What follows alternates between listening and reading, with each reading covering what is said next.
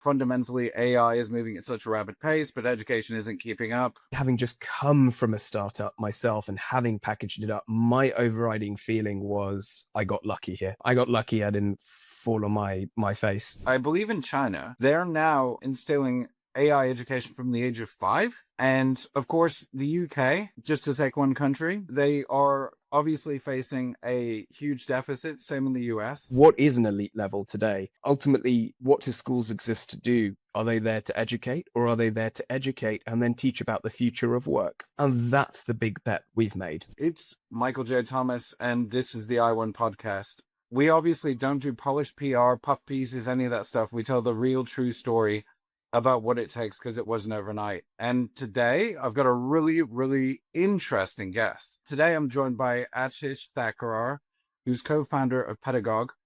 And what they really want to do is obviously make AI much more of a transferable skill, get it through schools, and really make it work for people in the future and be the gold standard, as his LinkedIn profile says. So we had a great conversation before we started. Aatish, would you like to add anything to what I've just said about where you want to take it? I find you quite an interesting guy because you have a humanities background. You were in the British Army. You were chief engineering officer at Climatex, and now you took the brave step to launch your own thing in the age of AI. Yeah, of course. So this isn't actually my first AI startup, but my first AI startup came in the wake of the great, I suppose, the era of cheap money and the post-COVID era. So about 2020 or so, 2021, that sort of era. And effectively, I mean, to kind of long story short, my co-founder at the time, who's now based in the States, and we decided to create a small to medium size large language model business. We were focused very much on engineering consultancy companies and so on. What we didn't have necessarily at that time was the budget or the full know-how to turn this into a big sort of commercial operation. We also had clients who, for want of a better phrase, were really focused on just wanting that technology for themselves. So it was a very sort of, there was no sense of open source or anything like that you see in the world today. And certainly nothing of the like coming out of China. It was all very much focused on, this is great technology. We want it for ourselves. Our competitors shouldn't be able to get our hands on it. And so when we eventually packaged up that IP and sold it and then wound down the company, I decided that what I really needed was some good old fashioned engineering experience. And this is to say, engineering experience outside of consultancy. So what I really wanted was take, effectively, I suppose in Peter Thiel's words, for better or worse, to go from 0 to 1. And so I joined Climatex, and for 4 years there, I played basically 4 different roles. So I was a data engineer, which is more just a founding engineer role in year 1. In year 2, I was an engineering line manager. So I was called director of engineering, but I wasn't really a director of engineering in responsibilities. In my 3rd year, I was a fully fledged director of engineering, and in my 4th and final year, my boss had actually departed the company, and so I was an acting exec as well. And after those 4 years, I felt as though I had learnt what I needed to, what worked, what didn't work, and what to take forward. I was a little bit tired of delivering for big banks and financial services companies. It's a bit of a cliche, but sometimes you've got to get through the cliche. And I really wanted to empower people in this new technology. I had a gut feeling it was the right thing at the right time. And then now we're working with schools and educators, but I think that's probably the basis of one of your other questions. So I'll stop there. So interestingly, as many of you know who listen to the podcast, I chat to people before to get to know them. And when I and Aatish spoke last time, we discussed the fact that fundamentally AI is moving at such a rapid pace, but education isn't keeping up. Go figure. We'll dive into that in a second. But actually, what is interesting is inevitably when you were doing that AI startup with your engineering, and you were doing it for engineering firms and then a Climatex for banks and kind of learning it all, would you recommend that people, having done what you've done, that people go and try and start their own thing, or go and do the Climatex thing and go and work in a high growth startup and kind of see how it all fits together? I'd say it really depends on the person, what they want to delve into, what's hot at the time, because I think success is a matter of timing, distribution, and economics. Those aren't my words. I've stolen them from somewhere else and I'll attribute it shortly. But effectively, those three things are those three factors are I'd say the biggest factors by far. So it really depends. For me, having just come from a startup myself and having packaged it up, my overriding feeling was I got lucky here, to be really honest. I got lucky. I didn't fall on my face. I'm lucky that my co-founder was able to pick bits up, utilize his own commercial experience and so on. And so for me, what I really wanted to do was get in quite early. And so for Climate X, that was getting in just before the pre-seed was finalized and kind of coming out between Series A and B. And so that was 4 years of growth, I think just as many rounds of funding. And look, when people ask me this question in various forms, I always answer it in this way. I say, for me, the experience at Climate X was very, very formative. And it was formative because I got to go from that 0 to 1 experience. As somebody who was early, I got to grow into my role. I got to understand what it was all about. And I really got to take on senior levels of responsibility, just shy of being responsible for the fate of the entire company and everyone who worked there. So So you yeah, got kind of all the exposure without the risk, the same level of risk, perhaps. so you're senior enough to make big decisions, but not senior enough to tank the company is the very blunt way of putting it. I think at the end of that, for me, it was, well, now I'm spending X amount of time trying to convince Y person of Z action, and it's working, but not as I want, or it's not working. So it's time to take the risk and succeed or fail. I can call it my own. And so that's pretty much how it went. If I may ask, given that you launched your first startup in the UK, I'm guessing, right? Yeah, that's right. Yeah, in London. And presumably you're in London now with your yeah, okay. We are. So We are. how do you find, because I speak to a lot of founders who some are American, some are European based, some are UK based, and I'm always intrigued on different people's views of how, I suppose, if we because I know you're using your own words, you want to create a gold standard for AI learning. I think we can probably agree that the best place to be for tech is Silicon Valley, or certainly America anyway.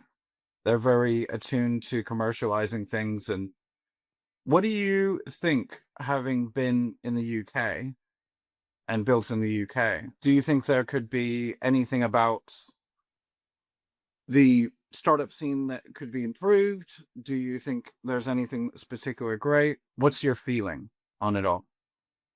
Yeah, it's a good question. So we haven't ruled out a Silicon Valley move. Ultimately, we need to be where the growth is. But generally speaking, we have adopted the strategy of moving through an existing distribution channels. So, and again, we'll come to the pivot in education later, I'm guessing. But instead of trying to build our reputation from scratch, because both my co-founder Angus and I, we come from commercial backgrounds, and particularly I can point to lots of work I've done with cutting edge technology. So a lot of AI and groups that are deemed particularly sensitive.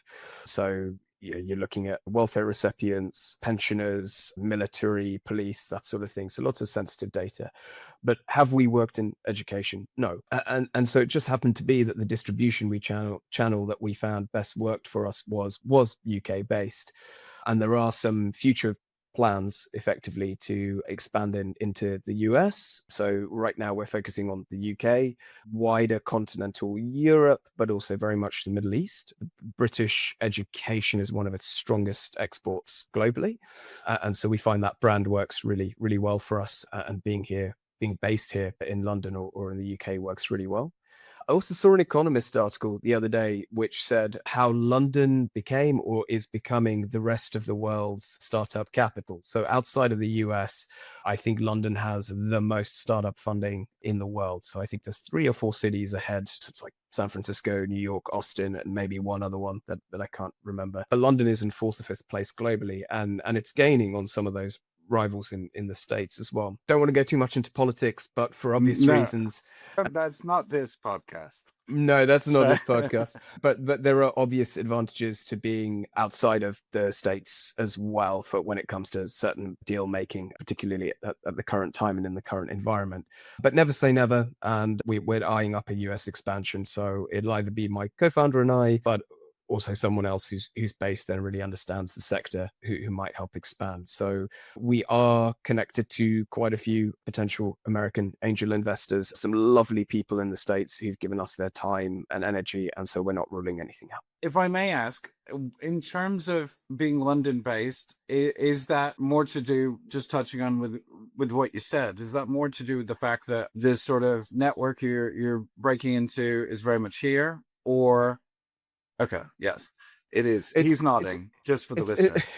so it's a bit of both. I think that my co-founder and I are British, and so it was easier to start here than plan a move across the pond. As I said, the British brand in education is very strong, and it's a logical place to start, especially with our distribution channel. I would say it's a very good place to start your business and to scale it to a particular place, but we lack in Europe generally, we lack the sort of deep capital that you'd see across the States and that sort of sophistication of investment and investors and particularly risk appetite. So this won't be anything new, I think, to you or the people listening, but I am it is nodding very my true. head.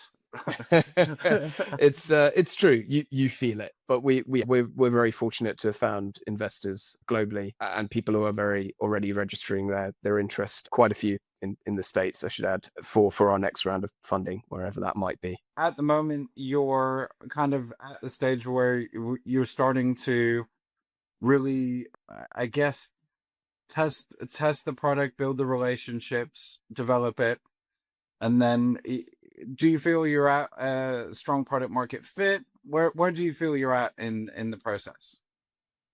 Yeah, that's a pretty good question. So we initially we were focused on enterprises, so mid-market enterprise. For people asking what's mid-market, you can define it in many ways. We chose to define it as so companies of size, employee count 49 to 500.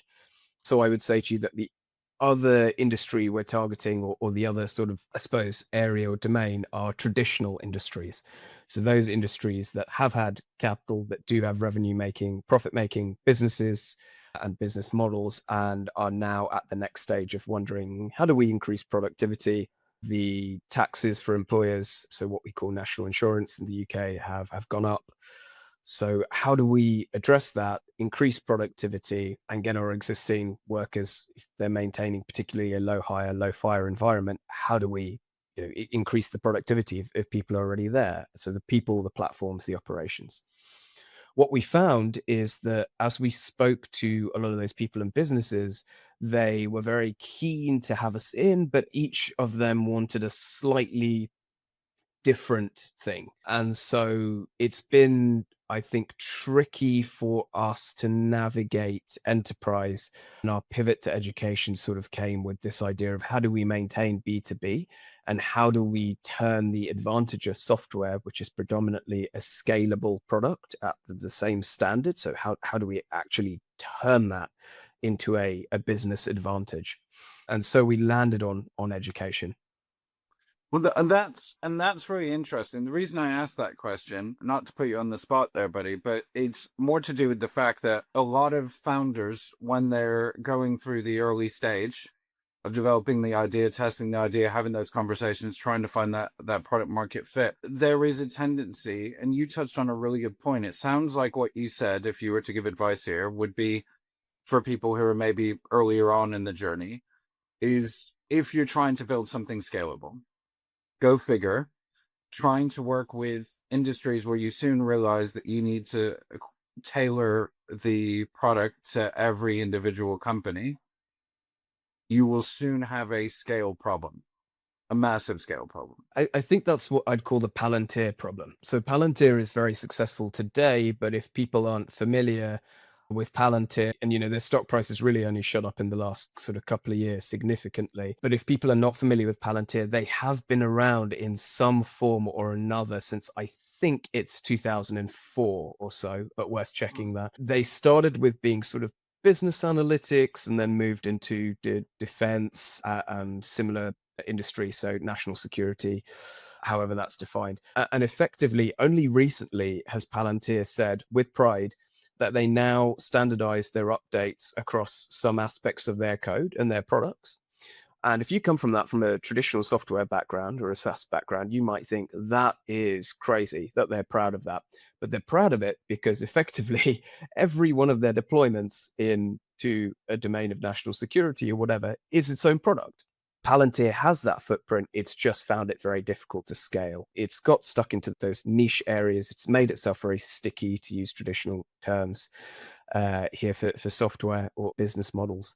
But ultimately, it's hard to scale that business because you can't go and take the lessons learned necessarily from one very secure domain immediately into another. And so in education, and I'll stop in a second so you can No, you can carry ask on, mate. or not What about you're it. saying is really interesting to the it will be to the audience. So Perfect. carry on.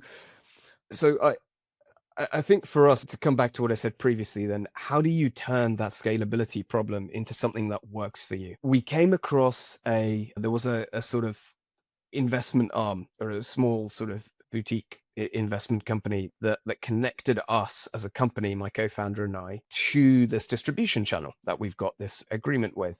And they have spent the better part of 20 something years effectively building up a reputation with schools across the country. And what schools, and I should say now, these terms mean different things across the pond, so I'll be very specific. Public and private? Public and private, Yeah, that's it. yeah. Private or independent schools. So that is fee-paying schools where the parents pick up the Not fees. paid for by the state. Yeah. Not paid for by the state, exactly. Yeah. Not publicly funded. So first of all, you think education and you think, all right, we're going to scale something across the sector. And then you think, well, who's going to pay for it? Well, you need the schools with the most money to pay for it. Are they willing to pay for it? Well, put yourself in the shoes of a parent who's sending 1, 2, 3, however many children it might be to these privately funded schools. Sometimes these schools, particularly in Britain, their fees go up to, depending on which school it is, about 60, 70, 80,000 pounds US dollars a year per child. So, you are likely to have the children of everyone from sort of diplomats, high-ranking officials in certain countries, big bankers in one sort of learning environment, where they are sure or they expect their children to be taught at an elite level. So what is an elite level today? Well, ultimately, what do schools exist to do? Are they there to educate, or are they there to educate and then teach about the future of work? And that's the big bet we've made, that they're there to do that second part as well. Agree. And sadly, we're at a point where I'm not going to besmirch the name of one of the big frontier models companies, but I will say that at the beginning of this journey, they've sort of said, our product is safe. Here are controls, parental controls. So parents, you can control how your children is using this. Your child is using this product. Those parental controls have then been broken inside of one day. 24 hours later, they're in pieces. You then have that same company saying, here are some resources for educators, right? Here's how to get it get the proper, responsible AI use, ethical AI use into the minds of children. They've then said, as a company, separate product offering, but same company, some number of weeks later, do you know what? We think that we should treat people like adults when they use this software. And therefore, we're going to allow people to use our AI to generate adult content. Now, you take these things together, parental controls that don't work or that are broken. You've got resources for teachers being provided from a place of not really that much experience.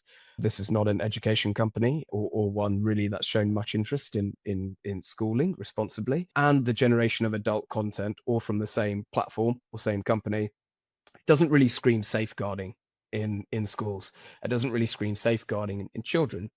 And so some schools have seen this problem pretty swiftly and have thought, now, do we engage with this product? Or do we say we're already pretty busy with what we've got to deliver as part of our national curriculum, as part of our agreement with the government, the national government, with local councils, what have you, with national priorities? And do you know what? I don't know how to teach this subject. Hands off. We're just not going to teach it at school. Now, those of us who aren't intimately involved in education, we can't say that that's lazy or what, because there are lots of competing priorities. What we can say fairly is that we think it's an abdication of responsibility at schools not to teach about the whatever it's now been called, the third industrial revolution, right? If maybe electricity, or the fourth industrial revolution, if you count the The industrial internet. revolution, electricity, the Yeah. internet, and then Yeah. Yeah. AI. And so we've gotten to a point really where, if you're a parent now, coming back to this idea, looking at the future of work, is your school, the school that you're paying up to 120, 130,000 USD for a year, is your school teaching your child how to use the latest and greatest technology responsibly and effectively, so that tomorrow, when they go out into the job market, they look to be a stronger candidate. They look to be engaged with the technology of what will then be today rather than the technology of tomorrow. I think what you're touching on is fantastic, because I read an article the other day after our first conversation, randomly, I swear, you know, when stuff pops up and you're like, I swear I'm being listened to. Yes. I may or may not be. I can't say for sure. But the interesting point was, I believe in China, they're now instilling AI education from the age of 5. And of course, the UK, just to take one country, they are obviously facing a huge deficit. Same in the US, a slowing economy, years of high inflation. They need more tax revenues. Spending is out of control.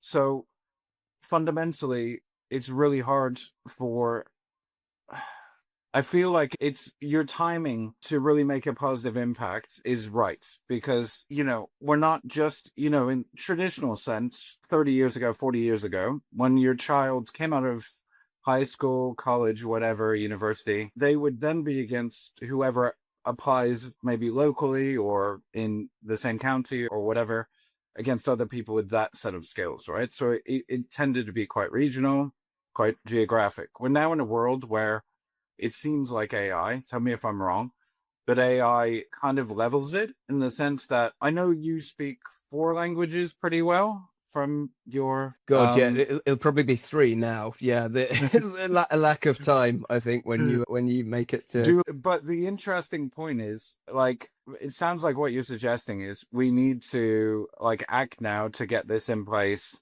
to make sure that people are prepared, because it's not just being prepared to be a good engineer or a good business person or whatever.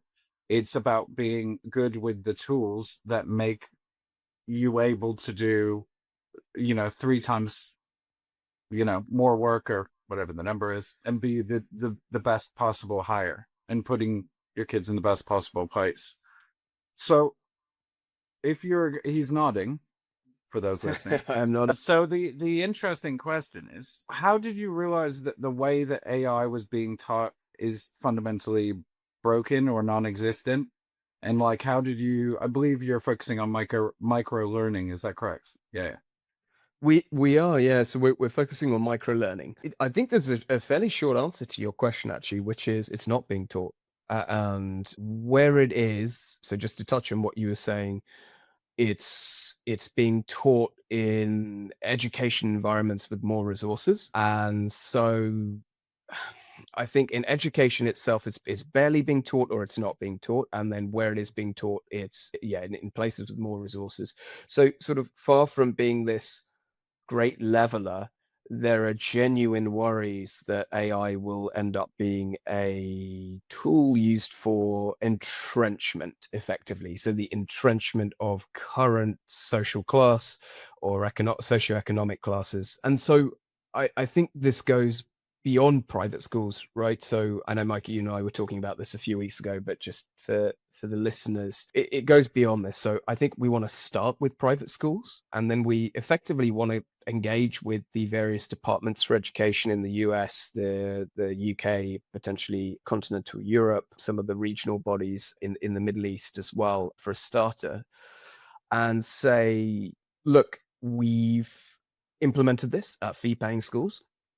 We've collected a ton of aggregate analytics, all anonymized and so on, but here's how it's helping. Here's actively where we were at the beginning of a lot of these journeys. Here's where we are now. And so we've gone from nothing / ad hoc training / best efforts to a structured program that dovetails very nicely with the existing curriculum. And so it's embedded at every stage.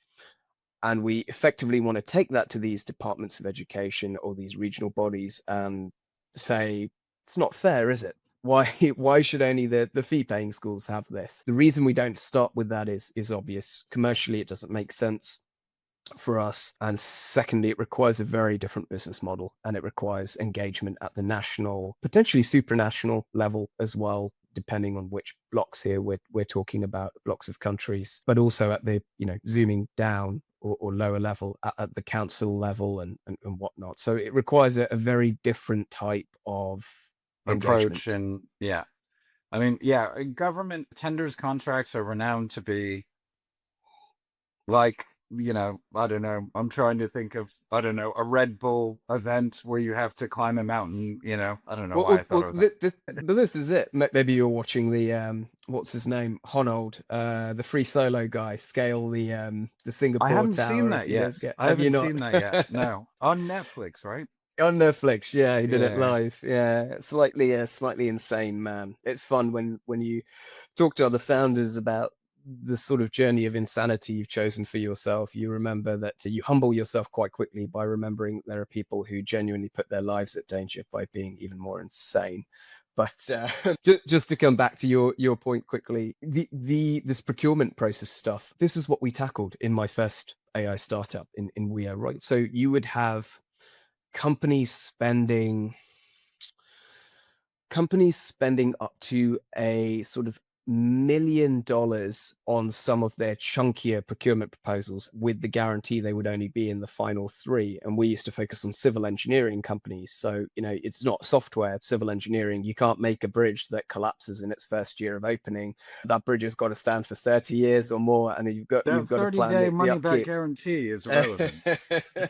Well, so yeah, this is it, and those proposals used to be up to 3,000 pages long, with crazy amounts of detail it contained in some of these pages.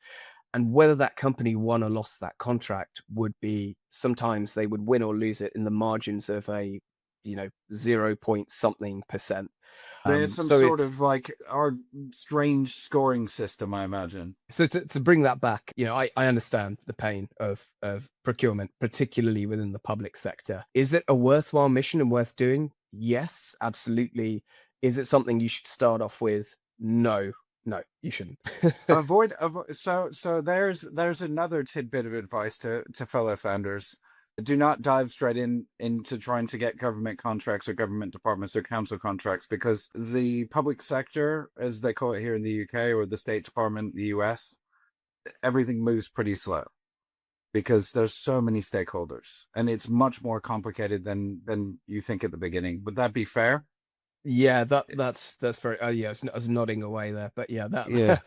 that would be very fair. And look, I know you talk a lot about no BS kind of content here. So just to be clear, if you are thinking of starting with the public sector first, or you think, hey, my business model is very well suited to the public sector, have reserves of cash, be extremely intelligent with your burn, be very conservative, make sure you have warm contacts who can move things along at those departments. Make sure you have a champion as well at those, particularly if you're up against some well-known competitors, because you can bet they'll have all these things as well. So it's not to say never do it, but it's very rare that you should do it. And if you do, you should be extremely conservative and very prepared to wait it out to win.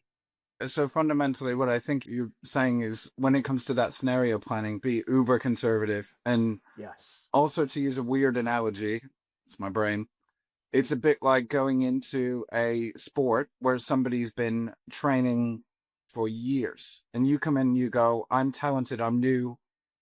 Yeah, but you don't have any of the experience. You don't have any of the knowledge. And to one extent, that may be helpful, but in the public sector, it really isn't because there's so many hurdles, it would seem. There's so many hurdles. And actually, I say that, but it's not so different with schools. The difference is that schools will have a certain budget, particularly fee-paying schools, so private slash independent. But these schools will have a budget that they can commit to for learning resources. They will have a threshold under which they can go ahead and make purchases without needing the formal procurement approval. And so that's how we've gone forth with our pricing strategy. And look, most importantly, these relationships are built on trust. And as the new kid on the block, we can't come in and feasibly claim that we are trustworthy, even if we are the most trustworthy people on the planet, because reputation is earned and it's earned over time. And so that's why we've gone through our distribution channel. So we've chosen a very specific strategy. Is it a great industry with loads of room to grow, to be lucrative, but also do social good? So this sort of idea of social impact, yes. Is it a good product? Well, I'm biased. I'm building it, so I'm going to say yes. You Is heard it it here, the folks. Sorry about that. Shameless plug. It's all Is right. it the right product for this problem we're trying to solve?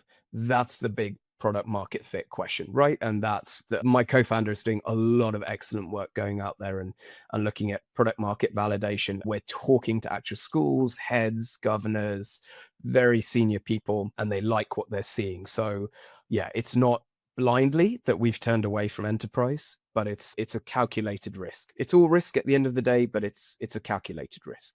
It's a really I think what you're trying to achieve is really great because ultimately, AI is coming, growing, developing, gonna be the people who say I'm never gonna touch it. I think it's noble to think that like I don't know where I guess human beings I could go into this and for hours, but change, right? And it's like the organizations that will probably worry the most, I would say, are probably the businesses that are smaller than your 49 to 500s, your 1 to 50s. Where how do we make efficiencies? And actually, the gains can be most significant because, in a way, if you're only a team of 10 and you're suddenly able to triple productivity, wow, it's much more difficult to do that in a huge company.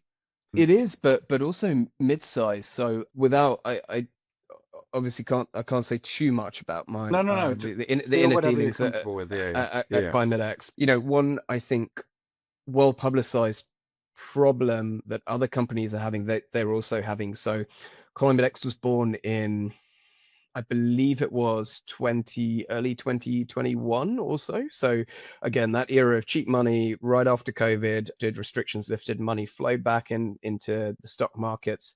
Interest rates were still at the base rate or so of the central banks. And so, yeah, investors needed somewhere to park their money. And so a great time for, a lot of money. I think that was a record year, if I'm not wrong. I don't want to misspeak, but for private investment into tech companies effectively as a whole, and particularly software companies. I think it's fair to say that those companies were both fortunate and very and unfortunate.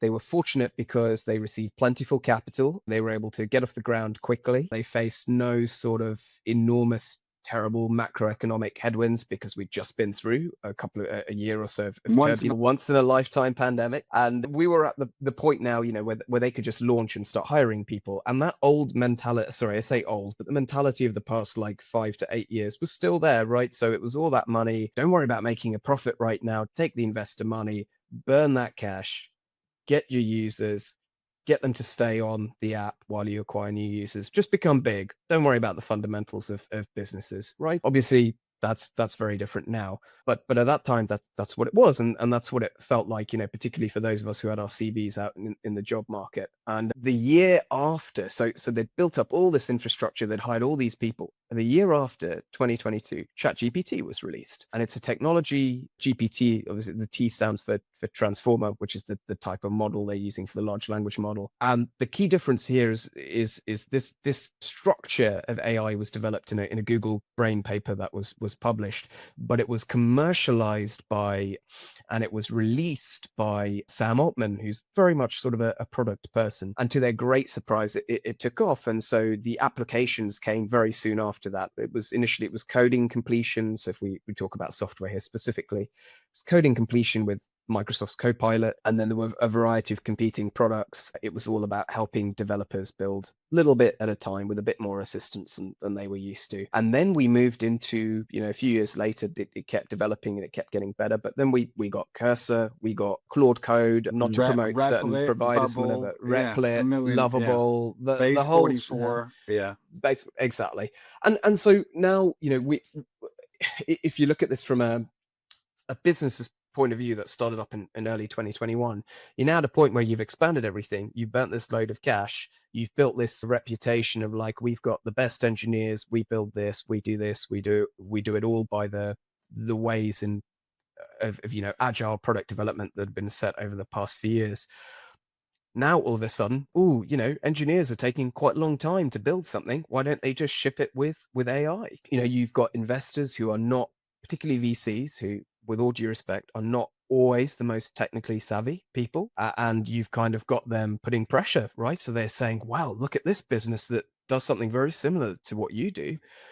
It's launched 2 years after you, and it's taken more of an AI native approach, and it's producing more quickly than you. So the velocity is there. It's got a far smaller headcount. As a result, it's far more profitable. And so why aren't you doing that? And so this was a very real problem at the time I was leaving Climate X, but it's not specific to Climate X. It's a group of companies there. It's rocked a lot of software companies, hasn't it? Yeah, in terms of and you can see that valuations on from the stock market. Yeah. yeah, So like exactly. Salesforce, HubSpot, blah, blah, blah, blah, blah. Interestingly, like when it comes to just taking your point, so you obviously worked on building LLMs. You're looking to fuel the next generation with AI knowledge and expertise and really create that benchmark. Now, you touched on Copilot. Now, I used a lot of different models. I'm not saying I'm anywhere near your level. You're, probably much more effective than me personally. But certainly when I talk with founders and when I play with them myself, it seems like Copilot seems to have fallen considerably behind in the race. And like I saw they were only able to sign up 3% of people onto a paid plan. It's an interesting thing, right? So like if we talk about, and we'll see how well this ages, mate. I'll have you back in a couple of years and we'll see whether we're still talking about Claude, ChatGPT, Copilot, etc. In terms of preparing young people for the future, which is your goal, what are you doing in terms of, are you trying to, and bear in mind, people listening, I haven't been through all Aatish's courses, so I'm not going to do a shameless plug here, but ultimately, are you preparing them for the different models? Are you preparing them, like, how are you thinking through this for the future? We teach model agnostic. There are effectively what we do in the product is we run what we call pulse updates. So they run every sort of quarter and they keep content fresh because this is a field that's moving at breakneck speed. So fast. And so the idea is that people go in, they get their certificate, right? So we'll be sort of CPD certified, which is like a form, at least in the UK, of recognized in education, continuing sort of professional development. Once they've got that certificate, it's locked for a year because educators are busy enough. You don't want them to go and refresh content every few months or every month. It's too much. You're then adding work, and then you're thinking, well, like, are we really solving their problem, or are we just adding more of a burden? But so we're refreshing a lot of that content. We are model agnostic, and we're focused a lot at the moment on generative AI, and this is a deliberate choice.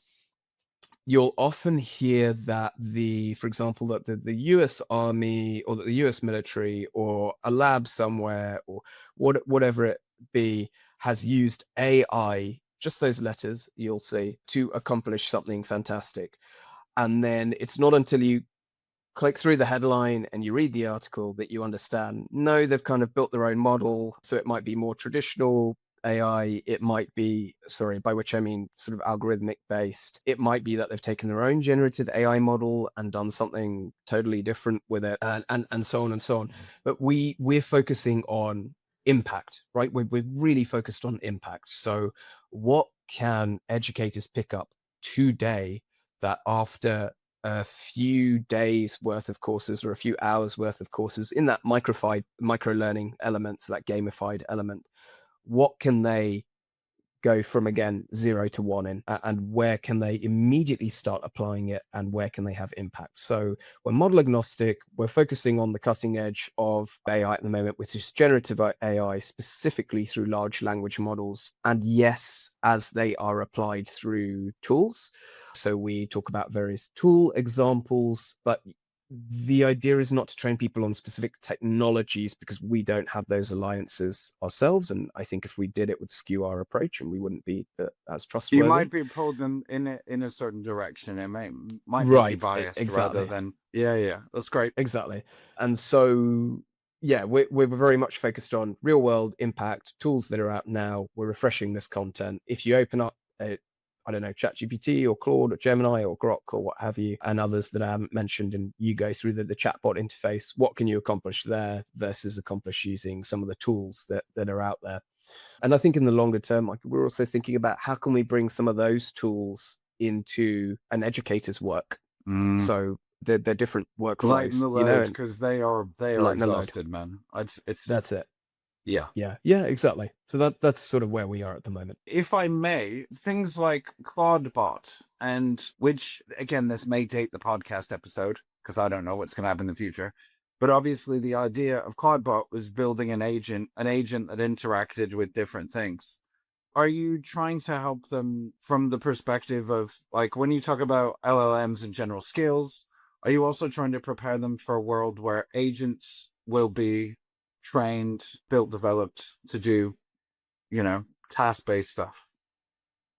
Yeah, we are. So in terms of the product itself, the first part is sort of a learning platform.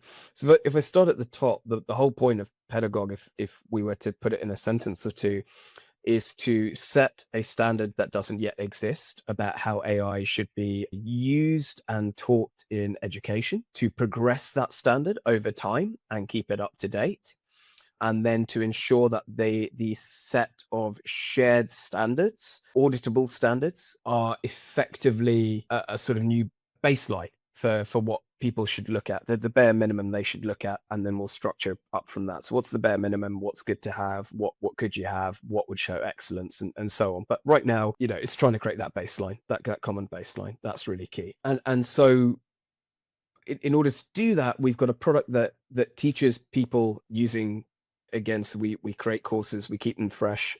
Everything I was just sort of talking about there, applied AI, how can it be most impactful? We're introducing a sort of playground which will allow people to practice in a safe and secure environment and not worry about their data going off into the servers somewhere else, or whatever answers they're providing. Even if there's terms and conditions and a privacy policy and all that good stuff, the truth is that this is a legal agreement, and set against what's technically happening on the back end of any platform, you don't know. So not trying to be cynical, but that's the hard truth of it. Well, they are in that early stage of just trying to gather as much information as they can, They aren't are. they? And then they're going to spin off products. It's like the ultimate user feedback tool. Yes, that that's it. Everybody's using. We're all guinea pigs, basically. That's it. And to come back to your Claude bot point, so I think it's called Open Claude now. I think it went through two name changes or something. You're referring to the multi-agent crazy.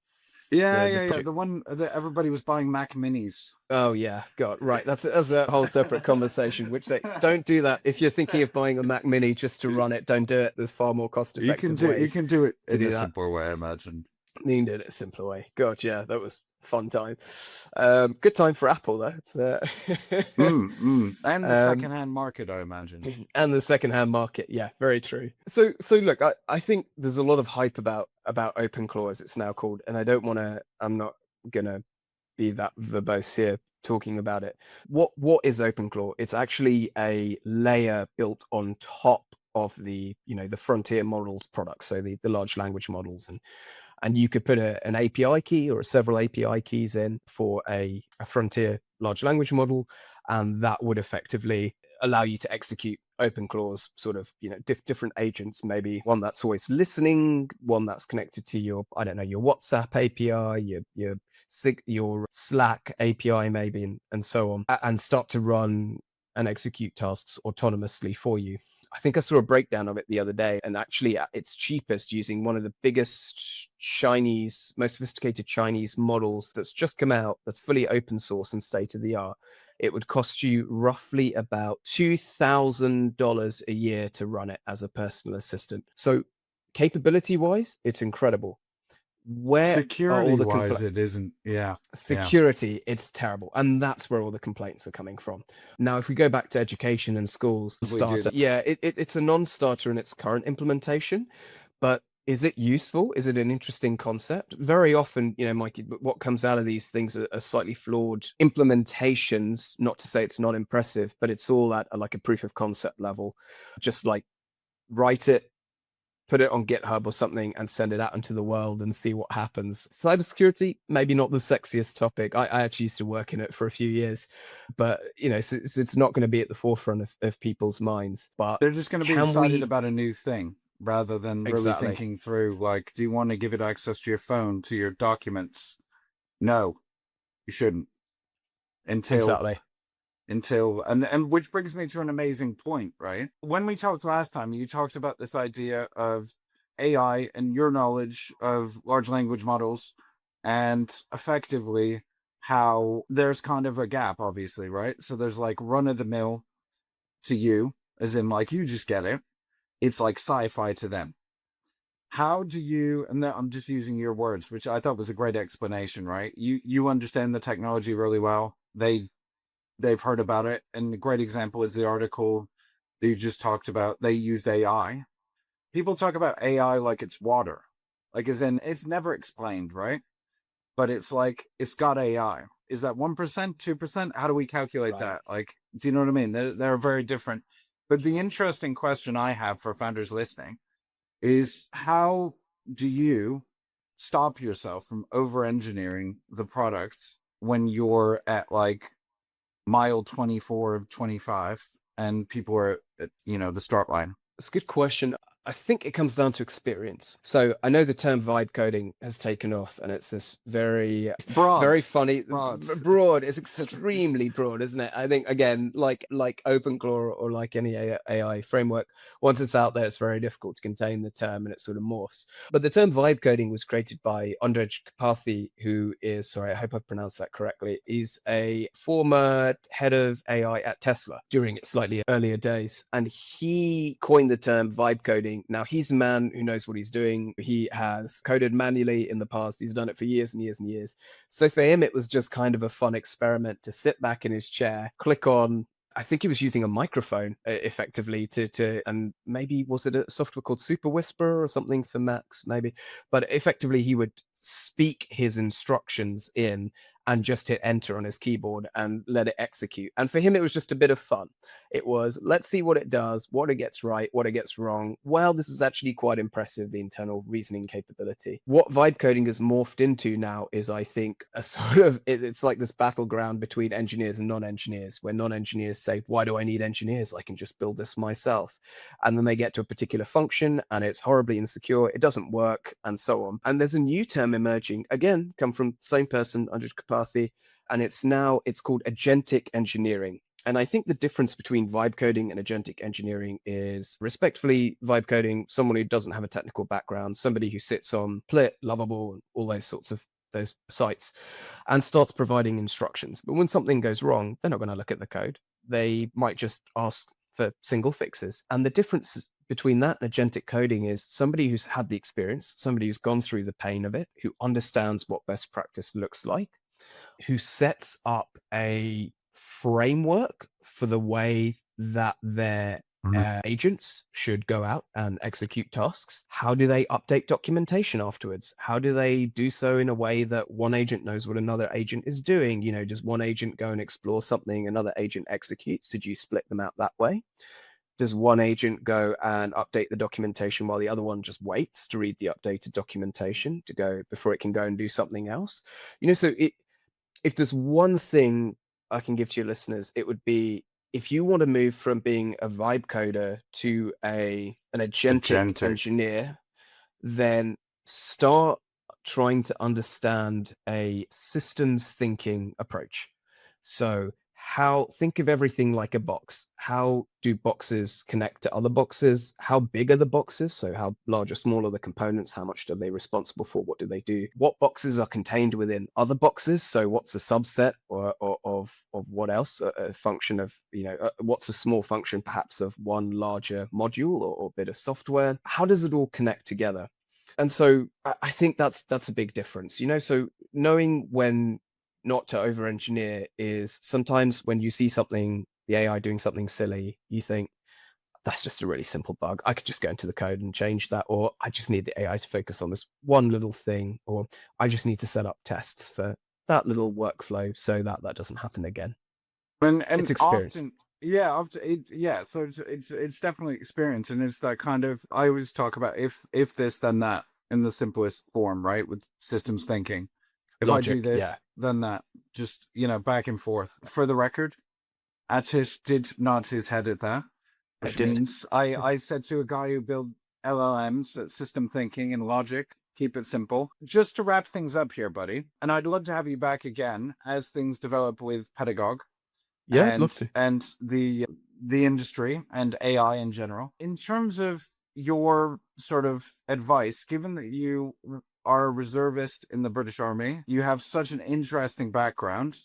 What one thing would you say makes you a better founder that's not a technical skill? Okay, so I think this would be working out where to prioritize your time. I think AI has made things even easier, as if we didn't have it already in the world. Convenience. So I think it's made convenience even easier. The idea that you can go from thinking about something in natural language, or specifically English, that's just where the most prevalent AIs live at the moment, with the English language. But you can go from thinking about something in English and natural language to having it in front of you in 5 minutes. And that's unprecedented, for as long as the software engineering industry has existed, and so on. But I think sometimes it's very easy to get caught up in that deliver, deliver, deliver, deliver mentality. And certainly that's what VCs might want from you, and understandably so. They've made an investment. I think sometimes if you spend time in processes outside of software, so Army is a great example.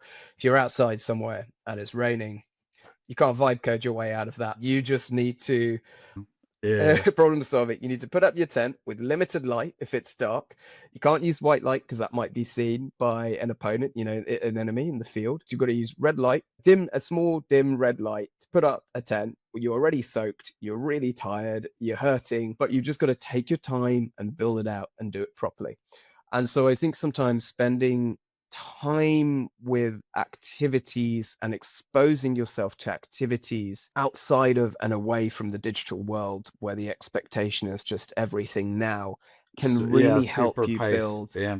Yeah, it can really help you build a more deliberate mindset. So a mindset in which your thinking is more deliberate, in which you have a certain amount of time and energy to focus on doing a thing or a set of things. And my advice would be to try and stick with something. So I know Naval Ravikant, who's the famous angel investor in the States.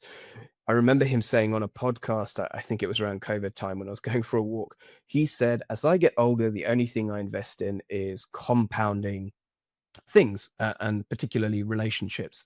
So that which is, or those that which are long term, and that will build upon themselves recursively over time and improve, get stronger, get better, bring me more satisfaction, increase my skill level. So I would say try to spend time with with, a few set things that you can progress over time, that you can show your proficiency level at, and so on. And how does it all translate back to software engineering? Well, again, I think everything is so ubiquitous and on demand now, that in the digital space, that it actually forces you to stop and think, am I making a good decision?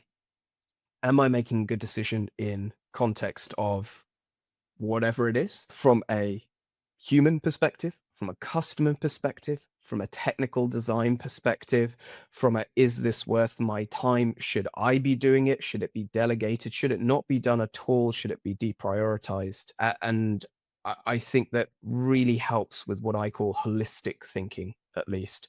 So yeah, that would be my advice, is find areas in which, so two things really. One, areas away from the digital space where the laws of nature still apply, because it Touch introduces grass, this as they say these touch days. grass, exactly, deliberate thinking Mm. mindset. And then when you are deliberately thinking, think long term and big picture, and vision and that sort of thing. So think about where you're compounding relationships, or where the compounding factors are. Like, just try and think, if I do this now, where can I be in 3 or 5 years from there? Those two things really feed into each other: deliberate thinking and compounding.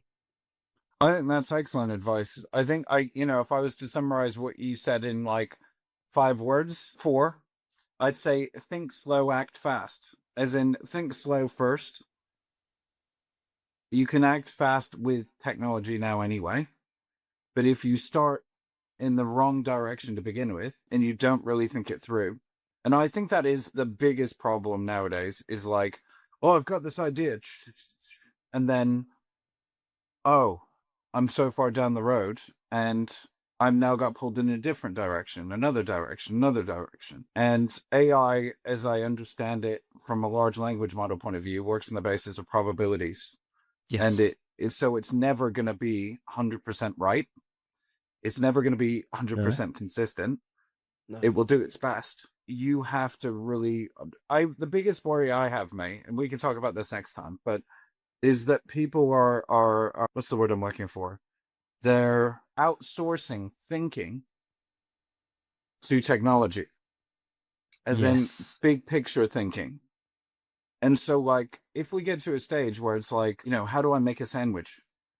Like, come on, use what we've all got, because getting hands on with things, I think, is a great, and to your point about the tent and facing challenges and problem solving, I highly recommend that for everybody as well. And don't get too panicky.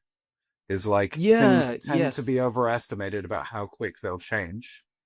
Yes, it's a Um, it's a it's a marathon, not a sprint, for sure. Even if the marathon is only 3 years long, in this crazy age of growing companies, and then getting them acquired, it's still a marathon. It's not like you'll wake up literally tomorrow, and things will be different. And the last two things I'd add there. So I like that: think slow, act fast. In fact, if you've not read Daniel Kahneman's book, Thinking, or was it Thinking Fast and Slow?